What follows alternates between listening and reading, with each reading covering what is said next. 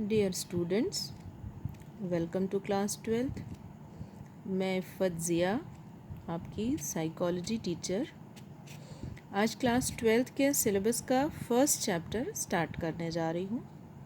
इस चैप्टर का नाम है व्यवहार के दैहिक आधार, फिजियोलॉजिकल बेसिस ऑफ बिहेवियर। बच्चों, जैसा आपने अपनी पिछली क्लास में पढ़ा है कि मनोविज्ञान में हम मुख्यतः प्राणियों के व्यवहार का अध्ययन करते हैं और व्यवहार को पूरी तरह से समझने के लिए हमें ये जानना ज़रूरी है कि व्यवहार उत्पन्न कैसे होता है।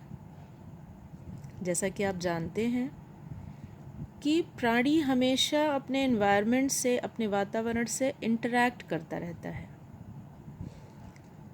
मतलब ये कि एनवायरनमेंट ऑर्गेनिज्म को प्रभावित करता है और ऑर्गेनिज्म उस प्रभाव के प्रति अपनी प्रतिक्रिया करता है, और इस प्रतिक्रिया में कुछ ना कुछ फिज़िकल एक्टिविटी, शारीरिक क्रिया ज़रूर इन्वॉल्व होती है। मनोविज्ञान में इसी प्रतिक्रिया को, इसी रिएक्शन को हम व्यवहार कहते हैं। तो इस तरह हम ये कह सकते हैं कि व्यवहार के अध्ययन के लिए इन फिज़िकल एक्टिविटीज़ का, इन शारीरिक क्रियाओं को समझना बहुत ज़रूरी है कि ये कैसे संपादित होती हैं। तो आज इस चैप्टर में हम इन्हीं प्रक्रियाओं को समझने की कोशिश करेंगे।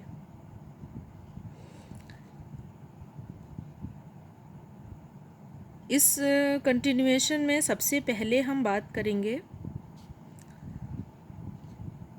कि किस प्रकार हम अपने वातावरण से कनेक्ट होते हैं, किस प्रकार से हमें अपने बाह्य वातावरण की जानकारी होती है। आपके दिमाग में भी ये जवाब आ रहा होगा कि अपने सेंस ऑर्गन्स के द्वारा, अपनी ज्ञानेंद्रियों के द्वारा। हमारी ज्ञानेंद्रियाँ कौन कौन सी हैं? 5 मुख्य ज्ञानेंद्रियाँ हैं: आँख, नाक, कान, जीभ और त्वचा। तो ये 5 ज्ञानेंद्रियाँ हमें हमारे बाह्य वातावरण के बारे में इन्फॉर्मेशन देती हैं, हमें उनकी जानकारी होती है। ये ज्ञानेंद्रियाँ इस इन्फॉर्मेशन को कहाँ भेजती हैं? हमारे ब्रेन में, हमारे मस्तिष्क में भेजती हैं, और फिर मस्तिष्क उस इन्फॉर्मेशन के अकॉर्डिंग आदेश देता है कि हमें कैसी प्रतिक्रिया करनी है, क्या प्रतिक्रिया करनी है। तो वो ऑर्डर्स, वो आदेश के अकॉर्डिंग फिर हमारा शरीर रिएक्ट करता है। तो ये जो पूरा प्रोसेस है, जो पूरी प्रक्रिया है, ज्ञानेंद्रियाँ किस प्रकार सूचनाओं को भेजती हैं मस्तिष्क तक, और फिर किस प्रकार से वो आदेश मस्तिष्क देता है और उसका क्रियान्वयन होता है। ये जो पूरी प्रक्रिया है, पूरा प्रोसेस है,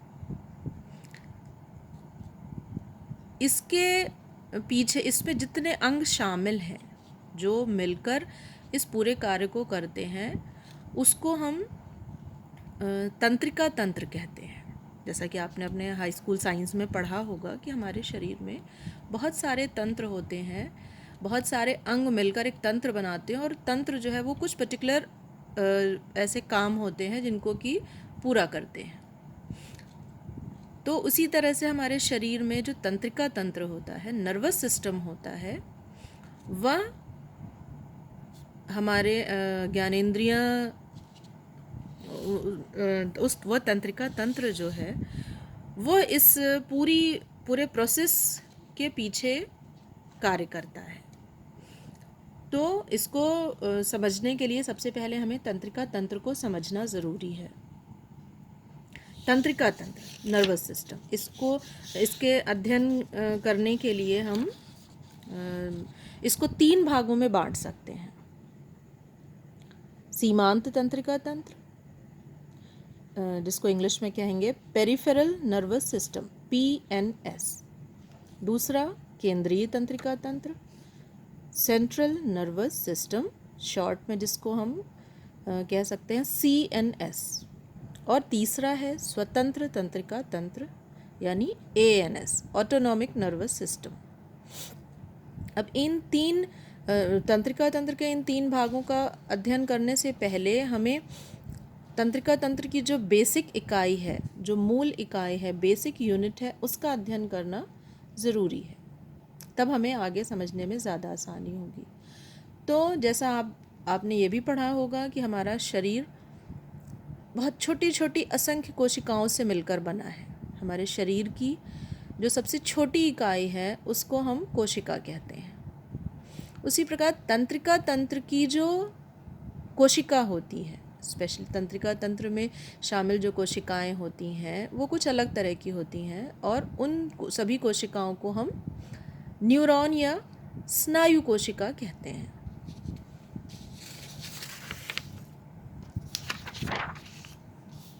न्यूरॉन या स्नायु, इसके के बारे में पढ़ने से पहले आइए इसकी संरचना समझ लेते हैं। एक बेसिक न्यूरॉन का स्ट्रक्चर यहाँ पर मैंने बनाया है आपके लिए। इसको आप समझ सकते हैं कि इसके तीन मुख्य भाग होते हैं। पहला, ये कोशिका का शरीर, सेल बॉडी।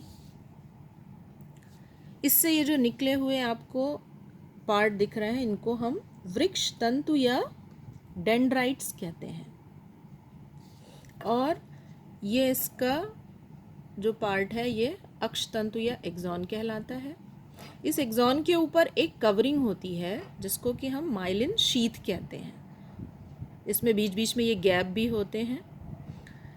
सेल बॉडी में ये बीच में आप देख सकते हैं ये केंद्रक है, न्यूक्लियस। तो ये एक बेसिक स्ट्रक्चर है न्यूरॉन का। अब इसके जो डिफरेंट पार्ट्स हैं उनके साइज और शेप डिफ़र कर सकते हैं जैसा कि उनका कार्य होता है। न्यूरॉन भी मुख्यतः 3 प्रकार के होते हैं, वो मैं आगे आपको बताऊंगी। लेकिन अभी के लिए समझने के लिए आप ये बेसिक स्ट्रक्चर समझ सकते हैं कि हर न्यूरॉन में ये पार्ट्स होते हैं। और अभी के लिए इतना ही। अब आप, चूँकि आज पहली क्लास थी, आज आपकी क्लास शुरू हुई है, तो मेरी ये रिक्वेस्ट है आपसे कि आप एक नोटबुक बना लें और इसमें आप जो मैंने आज बताया है उसको अपने शब्दों में लिखने का प्रयास करें और न्यूरॉन का चित्र बनाएं। और अगर आपके पास अभी किताबें नहीं हैं तो आप माध्यमिक शिक्षा परिषद से की वेबसाइट से आप डाउनलोड कर सकते हैं, बुक्स उस पर अवेलेबल हैं। और नहीं तो अपने सीनियर से किसी से भी आप पुरानी बुक भी ले लें तो चलेगा, क्योंकि सिलेबस वही है। चैप्टर्स डिवाइड कर दिए गए हैं। पहले 2 बुक्स होती थी हर क्लास की, अब हर क्लास की 1 बुक कर दी है, लेकिन सिलेबस सेम है। तो चैप्टर्स मैं डाल दूँगी, अब सिलेबस डिटेल सिलेबस जो है मैं उसकी पिक डाल दूँगी और आप उससे पुरानी बुक से भी वो चैप्टर्स पढ़ सकते हैं। तो आप अपनी पढ़ाई शुरू करें और नेक्स्ट क्लास में फिर मैं आगे आपको न्यूरॉन के प्रकार और फिर उसके कार्य और तंत्रिका तंत्र के बारे में अन्य जो इम्पोर्टेंट बातें हैं वो मैं शेयर करूँगी। Okay, thank you.